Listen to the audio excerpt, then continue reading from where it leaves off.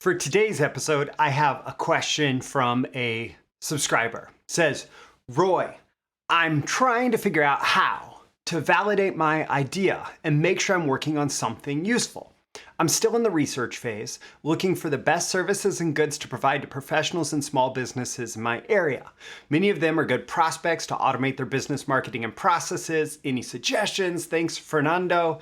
And by the way, if you have a question you'd like to have answered, every Monday for me is Mailbox Monday, where I open up my mailbox and I answer your questions about copywriting, marketing, entrepreneurship, business building, and more. You can go to breakthroughmarketingsecrets.com/ask. The link is in the description. Again, that's breakthroughmarketingsecrets.com/ask. And you can submit your question for it to potentially be answered in an upcoming Mailbox Monday episode. So we'll get to the answer about validating your idea, and specifically the number one way that you can validate your business idea, your offer, your product, your service, whatever it is. We'll get to that, whether this is like the first one you're launching or whether it's the 50th one that you're launching. The same number one way to validate your business idea will apply. We'll get to that right after the show intro.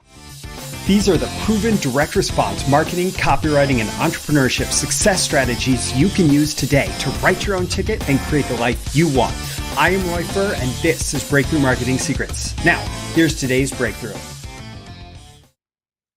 Okay, so Fernando here is, I think, like a lot of other entrepreneurs, like a lot of other people who want to become an entrepreneur, like a lot of other people who've discovered maybe copywriting, marketing, business building, or who have come into entrepreneurship through some other angle, but are finding me because they realize that you need copywriting, marketing, and sales to grow a business. Like a lot of people who are in that space, and like I was when I was getting into this, Fernando, and everybody else who might be asking this question, you are overthinking your success. You're overthinking your success. You're probably pretty smart. I consider myself to be pretty smart.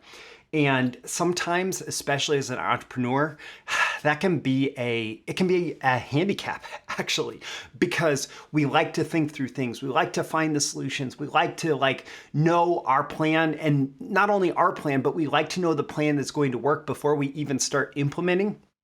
And so we think and we think and we plan and we strategize and we, work through 1,000 iterations of our product before it even gets any kind of response from the marketplace. And we end up spending too much time as a wannabe because we want to be an entrepreneur. We want to launch our products and services. We want to launch our offers.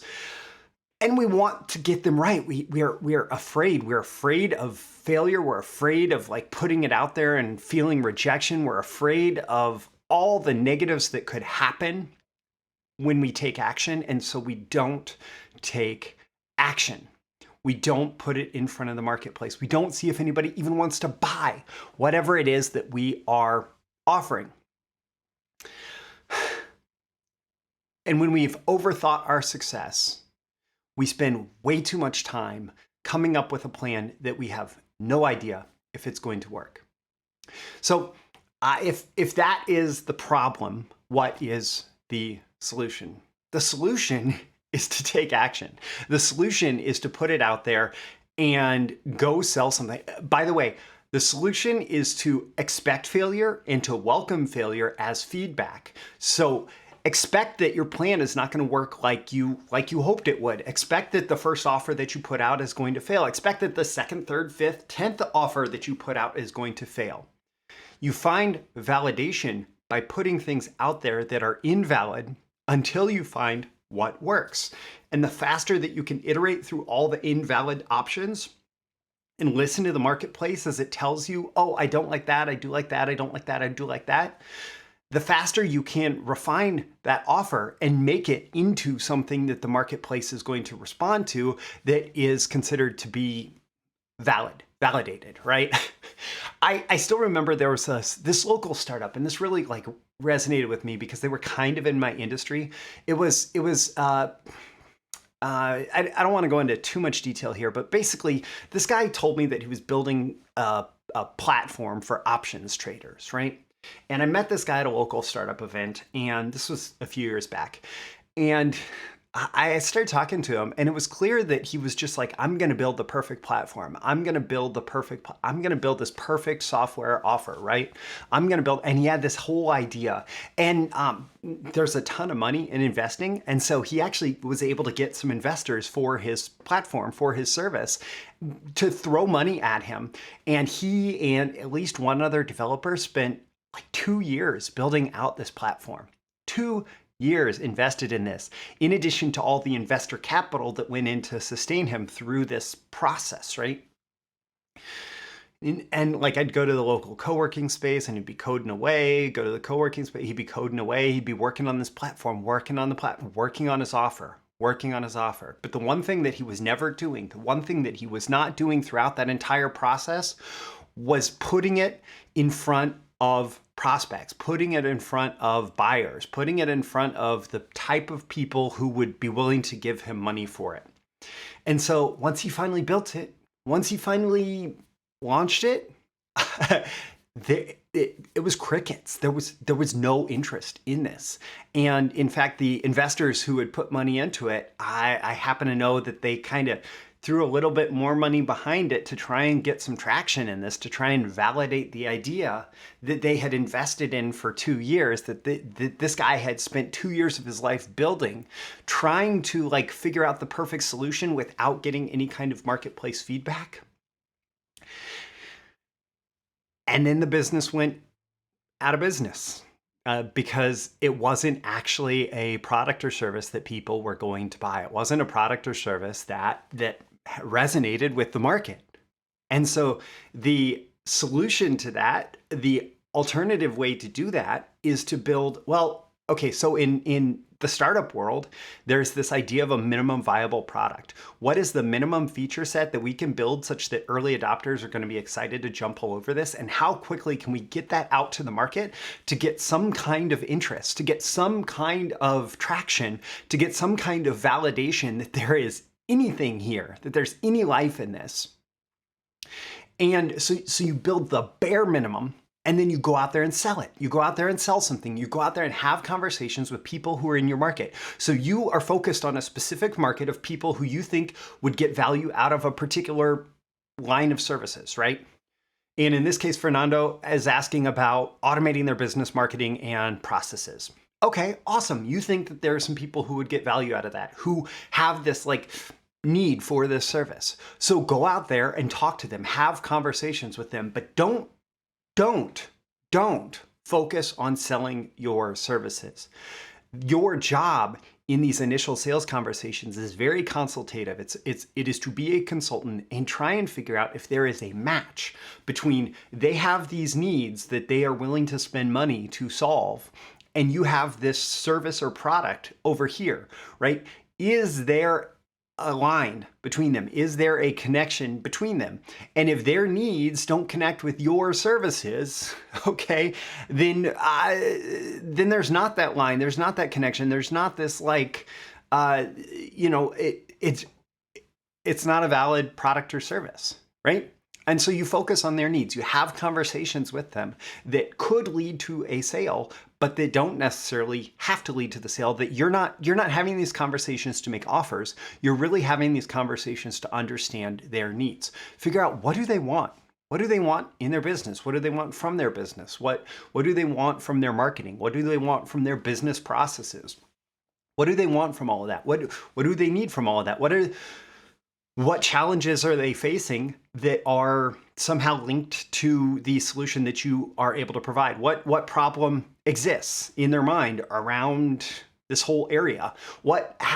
Is that agitating? Is it agitating enough that they're trying to take action to solve it right now? Is this problem, this challenge that they're facing, the desire that they have that's gone unfulfilled, is it something that they even care about solving or fulfilling, right? And if they do, why haven't they solved it yet? What are the other solutions that are out there, and why have those not worked? Why have they come up as invalid? And then what does their ideal solution look like? What does a perfect solution look like to them, not to you? You're not pushing your solution on them. You're asking them. You're saying, hey, okay, we've talked about this. We've talked about you have this challenge with your marketing systems, and you do see a brighter future if you're able to solve this challenge, but you haven't been able to solve it yet. What do you think a good solution would look like? And then they lay this out, right? And you're looking for, how does that line up with what you're able to do for them? Is the solution that they want, their ideal solution, something that you can help with? And then if it does make sense, they're going to be asking you to work together. You don't even have to ask them to work together in so many cases, because it's like you're the person who heard them, you're the person who saw them, you're the person who paid attention, you're the person that connected with them, you're the person that freaking cared about their needs and what they wanted. And when you do that, and you have any kind of somewhat legitimate solution, a lot of folks are happy to jump all over you, because there's so much invalid stuff out there. There's so many people who just want, who want what they want and can't put their own needs aside enough to be able to serve a client, that, man, it is refreshing to have somebody focus on your needs, your challenges, and ask you about that and talk to you about that and help you define what solution you're looking for. And so your job, you have these conversations where you're going to help them try to identify what an ideal solution to their problem looks like. And you are going to figure out if you can offer them something that is going to help them create that ideal solution. And then you're going to do that. You're going to hopefully make a couple sales. There is going to be some failure. There's going to be some success. Failure is expected. Welcome. It's a teacher, right? And then you're going to iterate and you're going to improve, and you're going to iterate and you're going to improve, which brings us back to the number one way to validate your business idea. And this applies just as much for launching some service business as that guy that wanted to launch a software platform for options traders, right? It's to put it out in the marketplace, to put it in front of prospective buyers and say, hey, does this work for you? Does this help you? Is this something that you want to use? Is this something that you want to need? Is this something that you're willing to invest in? And early on, you may not have a lot of capital, but you do have a lot of time. You have a lot of ability to go out and have these conversations and speak with people and connect with people and figure out how you can help them. And then when you define how you can help them, with their help, when they tell you, when they help you define how you can help them, then you can offer that, and you can learn how that all works out, and then you can do it again, and you can do it again, and you can do it again. And pretty soon you start to have something that gels together. And this is why I talk about putting in the reps. In my Launch Your Client Business free mini course, I talk about putting in the reps. In my Client Getting Blueprint, which the Launch Your Client Business mini course is an introduction to, I talk about putting in the reps. And you go out there and you have these conversations and you create a couple of client relationships and you figure out what works and what doesn't. And you learn a lot as you go in those first few weeks, months, years of building a business. A lot of it is about learning, okay, how can I help someone? And in helping someone, what product is that? And then how can I get more people like that who are interested in this product or service, right? And then I scale that. Right? And it is a process, but it's a process that doesn't move forward until you start having those conversations with your marketplace about how you can help them. And so, by the way, if you would like to dive into that Launch Your Client Business free mini course that actually goes way deep into lots of different aspects of this, how to start those conversations, etc., you can go to breakthroughmarketingsecrets.com/LYCB. There's a link in the description. Again, that's breakthroughmarketingsecrets.com/LYCB for Launch Your Client Business. And remember, if you have a question you'd like to have answered, it's breakthroughmarketingsecrets.com/ask. Again, links are in the description. As always, I'm Roy Furr. This is Breakthrough Marketing Secrets. I'd love it if you would leave a comment or a review with this episode. Let me know on a scale of 1 to 10 how valuable you're finding it, why, what are your action items, what are your takeaways, what are you going to do, how are you going to go out and apply this in your life and your business right now. Also, tap that like button before you go so you get more content like this delivered to you.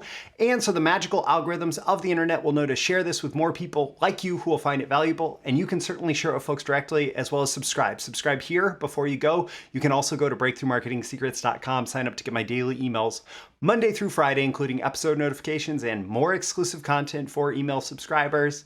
Again, I'm Roy Furr. This is Breakthrough Marketing Secrets. Always aim for 10 out of 10 value. I hope I've delivered it here. Don't forget to check the links in the description, and I will catch you again in the next episode. See you soon. Bye. Thank you once again for tuning in to this daily episode of Breakthrough Marketing Secrets. Remember, check out the links with this episode for even more value. Now make sure you like, comment, share, subscribe, and engage in every way you can to keep this show going and growing and delivering daily value to you. I'll catch you soon for your next big breakthrough.